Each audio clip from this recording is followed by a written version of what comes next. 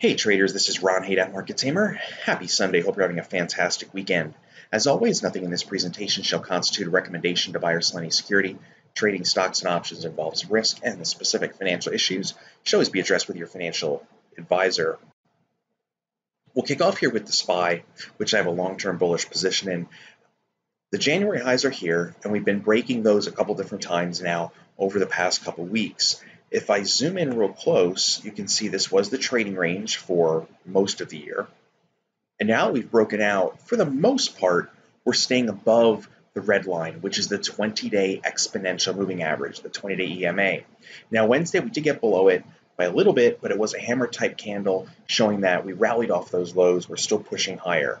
As long as we stay above the 50-day, in my opinion, and the 50 days the orange line, we stay above that institutional moving average. The bulls get the edge here. It's just ebbs and flows, and technically we're breaking out. So the bulls, they maintain their edge on the daily charts. Now here is the Dow. You can see this was the trading range. The highs are back up here in January. We're not there yet, but we have broken out, right? I talked about that. Then we came back down and hit the 50-day in orange. Then we gapped up and just pushed higher. So the Dow's target are those one-year highs going back to January, which is around 262. That's about $6 higher. That's 600 Dow points. Something to keep an eye on here with the Dow. Let's watch that 200-day moving average. So if there's any pullback or sell-off, we're watching the 200-day on the Dow.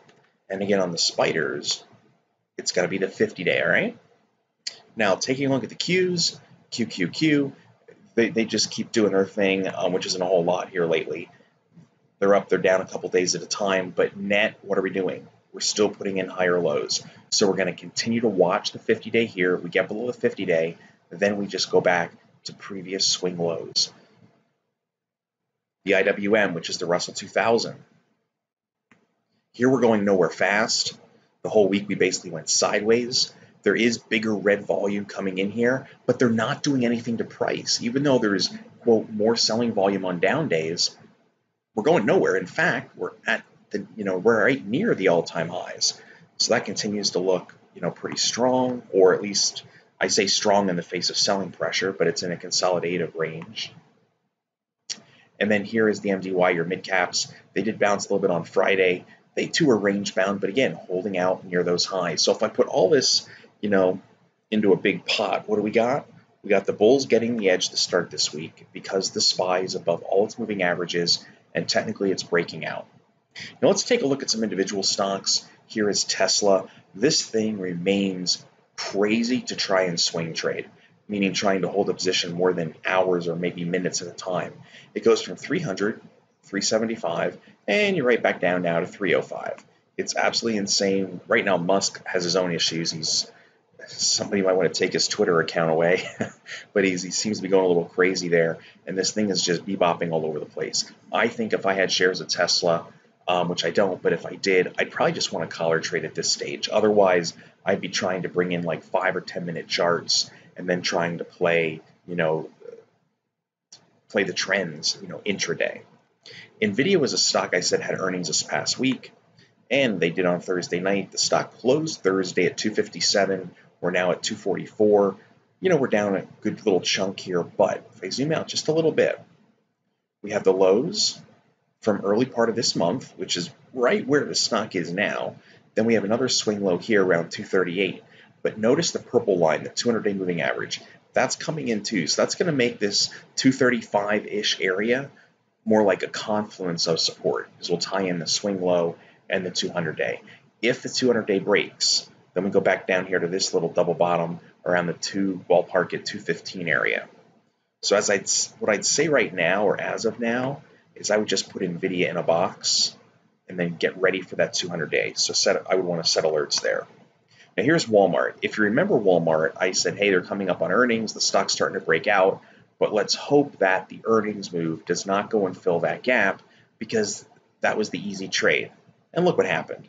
Huge volume. I was reading over some of what different columnists and stuff were writing about them on the internet. Those numbers looked really good.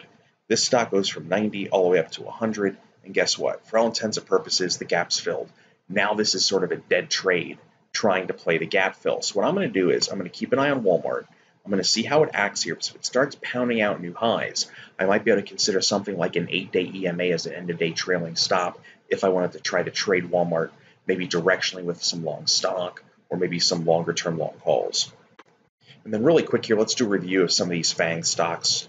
Here's Facebook.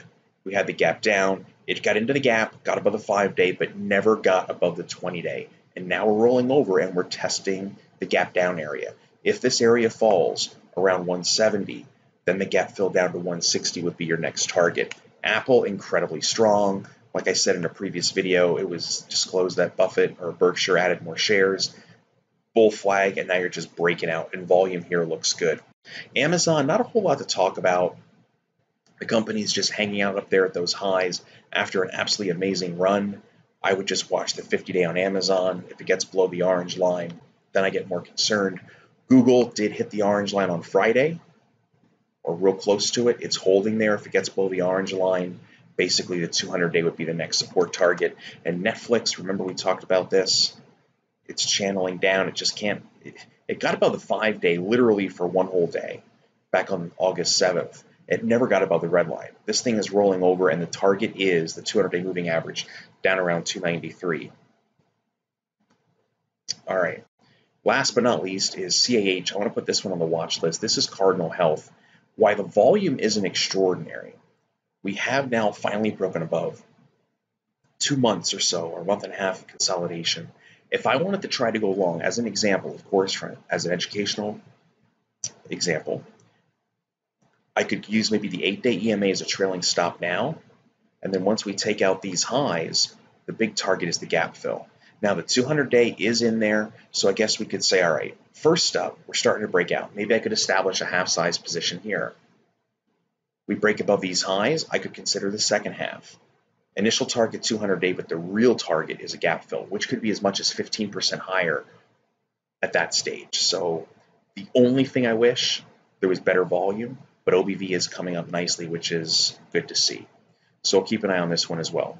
That's it, folks. I wish you guys a fantastic week ahead, and I'll see you in the next video. Take good care.